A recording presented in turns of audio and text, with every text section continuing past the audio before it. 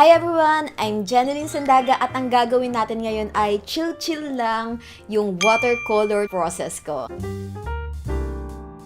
Kasi ang dami sa inyo nagre-request na watercolor tutorial ulit ng process. At ito, hindi lang ako mag-focus sa face kasi gusto ko rin ng combine ng background, yung hair, kung ano yung ginagawa ko. At super fast lang din at may real-time process at yung mga inuulit na process ko na gagawin ko na ng time-lapse para hindi umabot ng 3 hours tong painting natin. At kung interested kayo, nagbebenta ako ng mga pre-love clothes ko sa carousel at sa Facebook. So, ililink ko down below kung interested kayo, di ba? Pero still, manage your expectation kasi nga, again, pre-love clothes to. At mura ko lang ibebenta, 149 pesos to 299 pesos.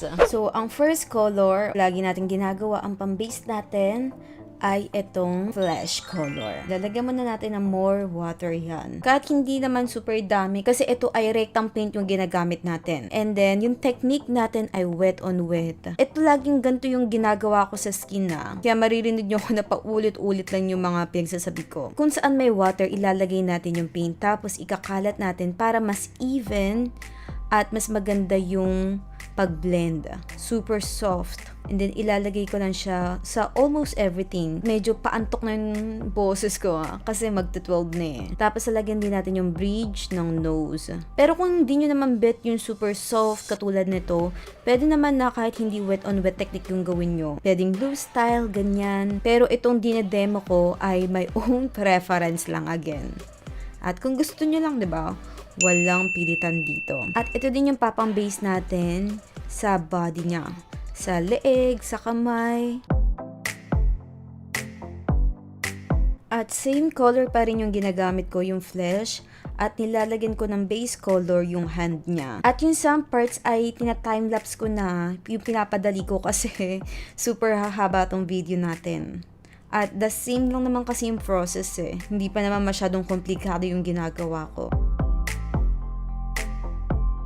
Pagkatapos matuyo ng first layer, magmi-mix tayo nitong sienna at yellow ochre para sa second layer natin. Usually, ito yung ilalagay natin sa mid-tone at shadow area. Para magkaroon nga to ng dimension itong face natin, kailangan natin ng parang nagkukontour lang tayo ng face. Dito sa inner ng eyes, yan, may shadow yan kasi nga, lubog to, tapos ito yung sa mata natin, 'di ba? Kasi 'di ba kapag malalim lumubog, nagiging darker yung color. And then kapag yung mga maliwanag yung mga highlight, ito yung mga noo dito sa bridge ng nose kasi nga ayun yung natatamaan ng ilaw. Madaming nahihirapan sa nose. Yung dito sa pag-contour ng nose ay super subtle lang. Blend na blend talaga dito. Again, kung gusto niya smooth yung finish. Iwasan yung matuyo at magkaroon ng mga define yung edges. As much as possible, i-blend nyo. Di ba napansin nyo na nagkaroon na siya ng dimension yung nose natin kasi nga nag-contour na tayo. Naglagay na tayo ng mid-tone at yung shadow. At yung mabibigay kong tips sa inyo para hindi kayo ma-overwhelmed dito sa mga facial feature, gawin nyo siya part by part. Kunyari, gagawa kayo ng practice sa eyes, gagawa kayo ng practice sa nose. Kumbaga exercise, di ba? Kahit sa school, di ba, bibigyan mo na tayo ng super simple na exercise. Tapos kapag periodical exam na, dun na. Again, take your time na mag-practice talaga kayo. O kaya, mas maganda rin gawin yung mga black and white muna kayo mag-start para hindi kayo ma-overwhelm sa mga color value, sa mga color blending, ganyan. Diba naka-second layer pa lang tayo pero yung mukha niya ay nagkakaroon again ng dimension. So, yung progress natin.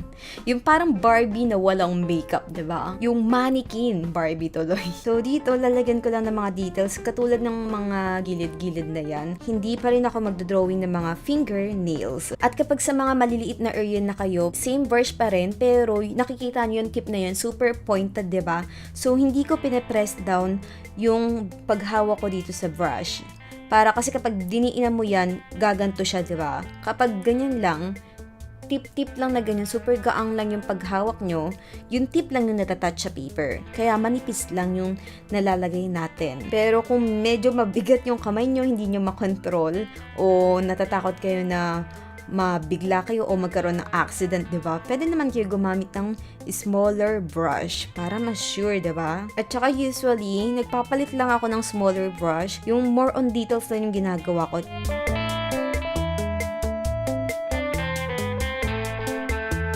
Ang next color ay itong red. At ilalagay ko syempre sa mga reddish part. At hindi ko ma-explain sa inyo kung gaano karaming water or gaano karaming watercolor. Syempre yung pigmentation iba-iba, lalo na kapag iba yung watercolor na ginagamit mo. Maraming variables kaya hindi ako specific. Kunyari drunk blush, diba? Oh.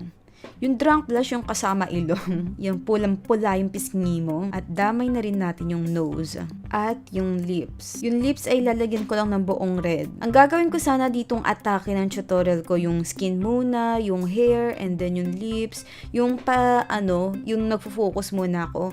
Kaso medyo time consuming yun kasi nga, papatuyuin mo yung layer by layer, diba? Pagkatapos natin gawin yun sa skin, antayin natin matuyo, gagawin natin yung ibang parts. So, ganun talaga yung ginagawa ko usually Para hindi aksaya sa oras, diba? May ginagawa ka pa rin habang inaantay mo matuyo yun. At lalagyan natin yung fingertips. Alam niyo yung tutorial ko ng Galaxy, tapos sakaganto yung kamay. Parang ganun na yung gagawin natin sa kamay. Panoorin nyo din yung super beginner friendly yun Hindi kasi komplikado at hindi ma-details yung ginawa natin doon. At observe kung ano yung mga reddish part katulad nitong palm ko, di ba may mga reddish yan, red dyan, di ba? So, lalagyan din natin to para magkaroon din ng variation. Hindi lang pure flesh na ganito. At bago ako magpatuloy, kindly like this video to support this channel at subscribe ka na kung bago ka pa lang dito. Ginamit natin yung olive green para mag-add ng variation sa skin niya. And usually nilalagay ko sa mga darker value. Ang next ay mag-a-add ulit ako ng layer ng color brown. So, magmi-mix lang ako dito yung burnt sienna, yellow ochre, halo-halo lang to para gagawin natin mas solid yung skin niya. Syempre, kulang siya sa tulog, so may eye bag siya. At ito pa ang pinaka-tip ko sa inyo, mag-invest kayo ng watercolor paper. Huwag yung vellum board o yung mga paper for charcoal or pastel, yung mga for dry medium, huwag yung ganon. Mas mainam na gumamit ng paper for wet medium, mga watercolor paper, para nga mas ma-hold yung water. At itong watercolor paper na ginagamit ko, may kamahalan siya, no joke. To tell you honestly, ang mahal ng 100% cotton. Kasi yung ibang watercolor paper, hindi ko alam tawag kung cellulose ba yung tinatawag nila, hindi ako sure Kasi sinasabi nila na wala sa materials yan. For me, nandun din yun. Para matulungan ka na ma-achieve yung mga gusto mong gawin. Pero syempre, sasabayan din natin ng practice para ma-improve yung skills natin. At sa mga art materials, depende yun sa preference mo. And as of now, ginagawa natin ay naglalagay pa tayo ng color brown para magkaroon pa siya ng dimension at kinukontour natin yung face niya. Yung naiisip ko kasi sa hair ay color yellow. So, gagawin ko na lang color brown yung eyebrow niya. At gagamit ako ng color blue at ilalagay ko sa sclera. Again, super light pa lang yung gagawin. And then, magmi-mix ako ng color violet at lalagyan ko ng brown para maging darker. Yan. At ito yung ilalagay natin dito sa eyeliner. At maliit na yung brush na ginamit ko Ito ay 000 size. As in, tatlang 0 Super fine ito. Kasi nga dito na tayo sa details. At titigil mo na ako magsalita, baka lumagpas At yung pupil din ay darker color. Ngayon ay magfo-focus muna tayo dito sa details ng eyes niya. And again, magfo-focus ulit tayo dito sa eyes kasi nga natuyo na yung mga layer na ginawa natin dito. Medyo mabilis na yung explanation ko dito At itong color na ginagamit ko ay dark blue lang. Nilalagay ko sa sclera. Then kung ano yung ginawa natin sa kabila, ganun din yung gagawin natin dito.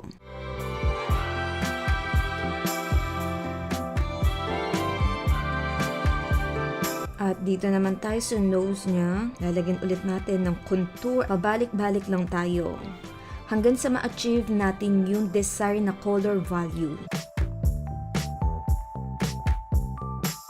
Habang pinapatuyo natin yung ginawa nating layer sa skin, mag-a-add tayo ng second layer dito sa lips. And usually dito sa lips, mas darker yung upper lip kaysa sa lower lip. Nag-i-strand tayo ng mga hair dito sa eyebrow. And then, ida-darken din natin yung sa eyeliner, yung pupil ng eyes niya. Para well-defined na talaga. And ngayon naman ay magfo-focus tayo dito sa details ng lips niya. Ito ay violet na nilagyan ko ng onting brown para maging neutral yung color, matone down. Tapos ilalagay ko dito sa inner ng lips. Tapos dito ay lighter kasi nga, yun yung natatamaan ng ilaw.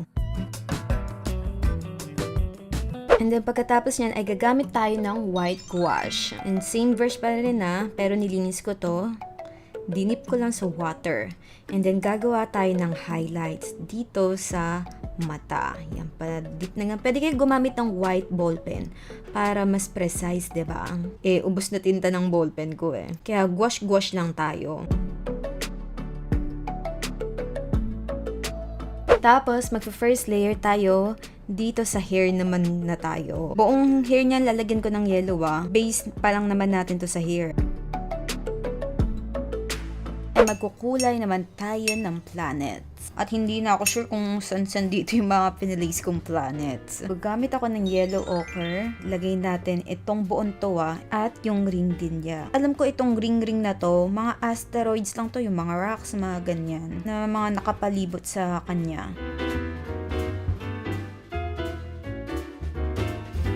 Mawimix ako ng color brown. Kasi kapag sinabi mong blonde, hindi siya totally yellow. May onting brown din yan, lalo na sa roots, diba? And dito ay nasa-shadowan. Lalagyan natin yan ng color brown.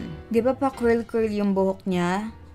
Hindi natin i-straight lalagyan yan. May highlight, may mid-tone at shadow din yan. Itong pagantong pa-curve na ganon, lalagyan natin ng more color dyan, yung brown. Tapos, lalagpasan natin tong area na to, magiging lighter yan, yung base lang natin yan. And then, i-blend ko gamit ang clean brush.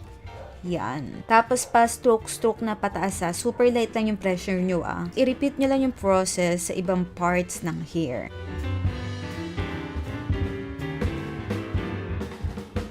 Aasikasuhin natin itong galaxy. Dito, kahit ano lang dyan may blue, may violet, hayaan nyo sila mag-spread. At be careful, lalo na kapag smooth paper yung ginagamit nyo, walang mga texture na pipigil sa water. Kaya huwag masyadong matubig.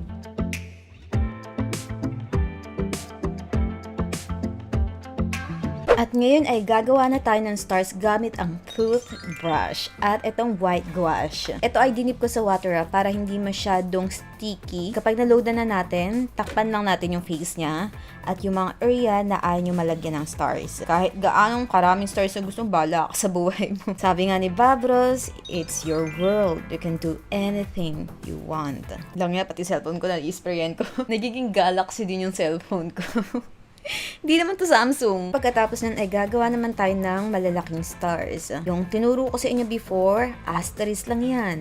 1 dyan, isa dyan, load tayo, at isa pa dito sa taas at dito, di ba? Super dali.